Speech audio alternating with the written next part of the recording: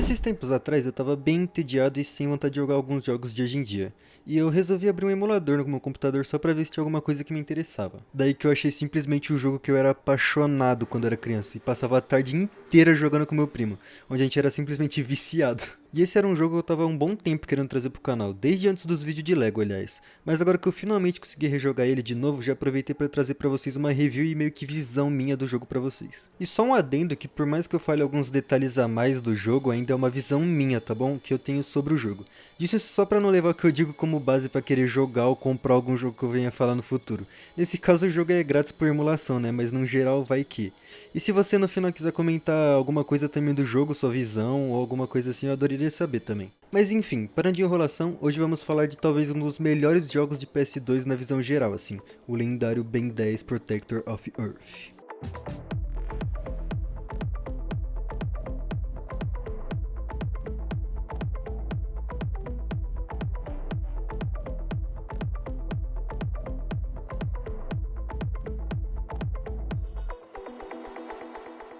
Ben 10 Protector of Earth foi lançado em 30 de outubro de 2007 e foi desenvolvido pela High Voltage junto da First Playable Productions em parceria com a Cartoon Network e foi oficialmente publicado pela D3 Publisher. O game foi lançado para PlayStation 2, PSP, Nintendo Wii e Nintendo DS, onde numa visão geral recebeu um mísero 63 no Metacritic pelos críticos. Eu honestamente não entendi o porquê da nota tão baixa, sendo que é um jogo que cumpre a função dele, que é de divertir e que faz muito bem, aliás. Seja em história ou em gameplay que também são quase perfeitos, mas falo mais pra frente isso no vídeo. Pra começar, vamos ver a história do jogo. Acho que ninguém realmente quando jogou deve ter parado pra prestar atenção na história, porque o legal era virar alien e meter porrada nos robôs, mas vamos ver aqui, yes! Enfim, a história começa com Ben dormindo na van do Vomax enquanto eles estavam viajando e pararam no Grand Canyon, até que chegou um drone do Vilgax assim e roubou o DNA do relógio do Omnitrix. Na manhã seguinte cai um robô gigante perto de onde eles estavam, do nada, que acaba acordando bem e quando ele acorda percebe que sobrou só 2 DNA no relógio dele, o Quatro Braços e o Chamas. Depois da gente derrotar o robô gigante que caiu mais cedo, uma boss fight muito boa aliás, mas depois eu falo disso, quando a gente termina de ver o robô gigante ser destruído, ele acaba soltando um cristal onde estava meio que preso o DNA do XLR8 que acaba colocando de volta no relógio. Depois disso a gente acaba indo pra Mesa Verde, derrotar dessa vez os Cavaleiros Eternos, que também estavam brigando contra os robôs do Vilgax. Depois da gente capturar um dos Cavaleiros, ele conta pra gente que o Enoch, um dos líderes dos Cavaleiros Eternos, estava usando tecnologia da Área 51 para criar alguma coisa. Lá dentro da Área 51, o Ben acaba derrotando o Enoch, que também acaba escapando, mas o Vomax tinha conseguido colocar meio que um rastreador nele antes dele fugir. O que acaba levando a gente pra represa, onde o Ben precisa derrotar o robô gigante de novo, só que dessa vez do Enoch. Esse era o algo que ele estava falando de criar mais cedo, que eu tinha dito antes. Todo mundo já sabe o final, né? A gente acaba derrotando ele mesmo com um robô gigante e ele também tava com o Cristal do Omnitrix, que dessa vez acaba recuperando pra gente bola de canhão. Depois disso tudo, a gente acaba indo pra São Francisco, mas no meio disso a gente é alertado que o Kevin acabou fugindo do nulificador, e junto dele ele trouxe uns monstros planta, que eu confesso que quando era menor não fazia ideia de onde esses monstros vinham. Depois de perseguir muito o Kevin e derrotar os bichos planta dele, a gente vê que ele acabou sequestrando o Vomax e levou pro meio do mato ali de perto. Depois de derrotar ele, a gente acaba mandando ele de novo pra nulidade.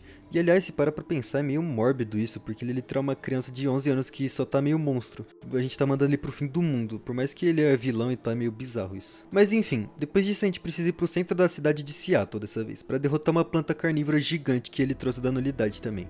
Depois de derrotar ela, a gente consegue o terceiro e último cristal de DNA do relógio, que acaba desbloqueando o cipó selvagem pra gente. Depois disso tudo, o Vomax começou a investigar e descobriu que o Vilgax escapou da nulidade com a ajuda do Z-Scare, pra se vingar do Ben 10. Foi mal, mas eu não sei falar o nome desse bicho aí não. Após tudo isso que aconteceu, eles resolvem acampar, porque poxa, Vilgax quer me matar, mas partiu churrascar aqui, né? Enquanto eles estavam lá, eles são atacados por monstros do Fantasmático. Enquanto eu lutava contra esses monstros, eles acabam encontrando o Rex, que no meio disso tudo tava querendo dominar o mundo com um portal para um outro planeta, o planeta natal do Fantasmático, para criar um exército. Vou chamar o nosso amigo assim pra não ficar mais fácil de entender, porque eu não sei falar o nome certo dele não. Depois da gente derrotar o Rex, a gente descobre que ele estava na verdade possuído pelo Fantasmático. Enquanto ele fugia, a gente persegue ele e acabou descobrindo que ele tinha 3 cristais do Omnitrix, aquele que a gente usou para liberar os aliens. Só que dessa vez ele usa para melhorar os poderes dele para lutar contra a gente. Depois de derrotar ele também, o Vomax envia ele de volta para a nulidade. E dessa vez a Gwen também acabou achando outro cristal do Omnitrix, que em vez de liberar um alien novo pro Ben 10, agora permite mudar de alien sem precisar necessariamente voltar a ser humano. Agora o Ben precisa terminar de seguir o restante dos DNAs que faltam pro Omnitrix, e é o que a gente faz, indo até Nova Orleans. E enquanto a gente estava procurando esse DNA, o Ben é atacado por monstros, só que dessa vez do Doutor Animal. De novo, algum dos Tennysons é sequestrado, mas dessa vez foi a Gwen.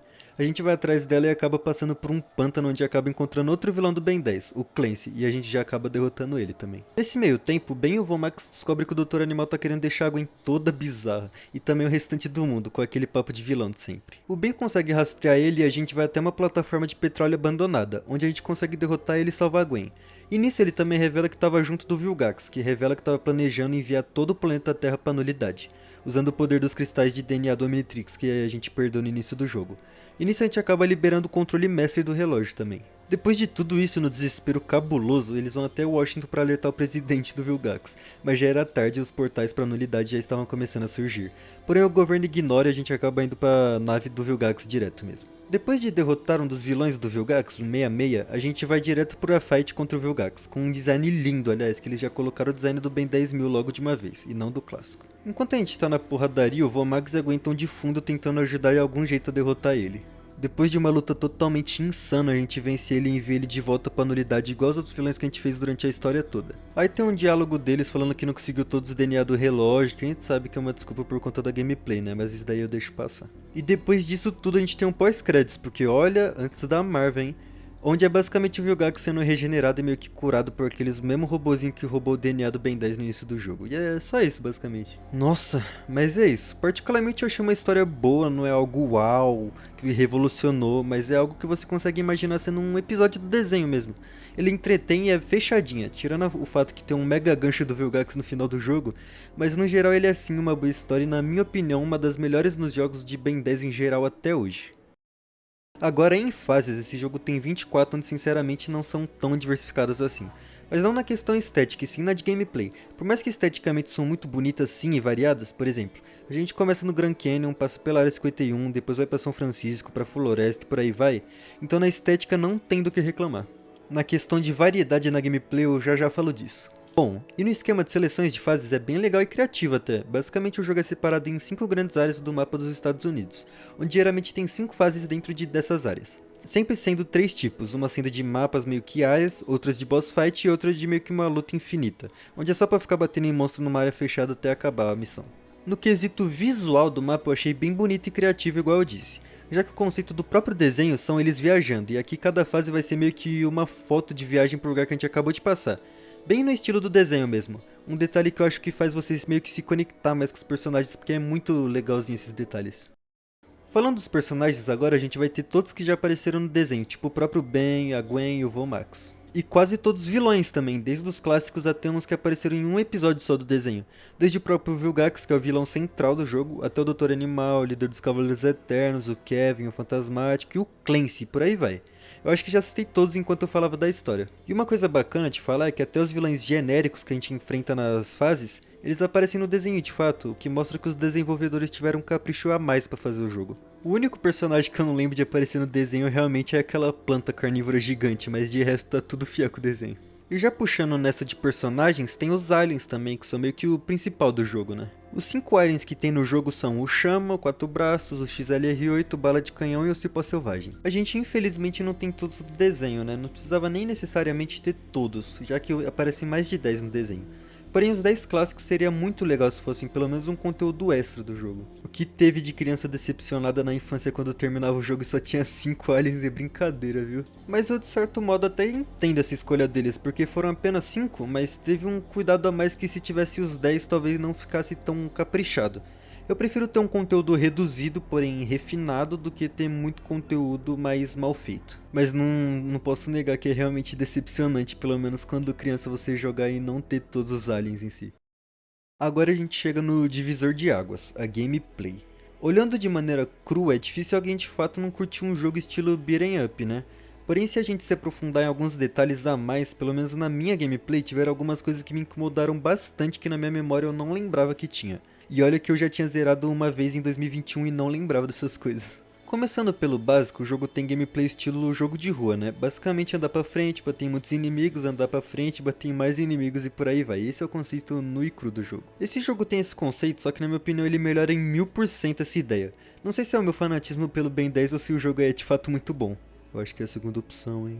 Mas enfim, tem o básico, o quadrado é ataque leve, o triângulo é ataque pesado e o bola é o golpe especial. E nisso a gente tem os combos, que meu amigo, que perfeição, hein? A gente já começa com um ou dois combos bem básicos que se você não vê na lista de comandos você nem sabe que tem porque são muito bestas.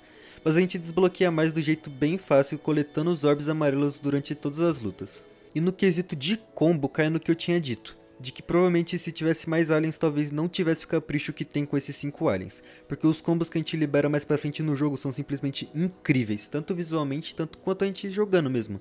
São muito intuitivos e legais de fazer durante a gameplay. Aproveitando também, o que esse jogo brilha nas boss fights também é brincadeira, hein?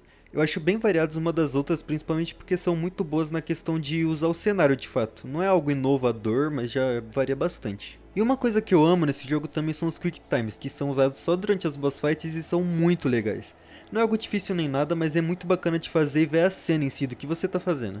Tem uma ceninha pra quando você erra e são detalhes muito bacanas que te anima pra jogar, principalmente no clássico robô gigante da primeira fase que todo mundo já jogou.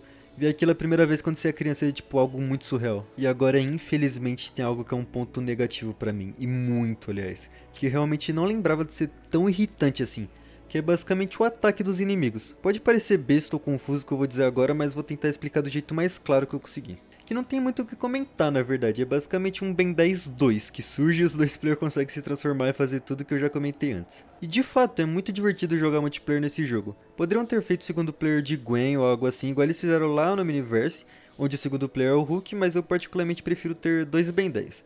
Por mais que não faça sentido, é muito mais divertido, ninguém ia realmente gostar de jogar de Gwen, do mesmo jeito que ninguém gosta de jogar de Hulk lá no Miniverse. E comentando rapidinho também, o jogo tem uma versão para DS igual eu disse no início do vídeo, porém é toda diferente, muito por conta do hardware do portátil, né? Mas é legal de mostrar como é diferente.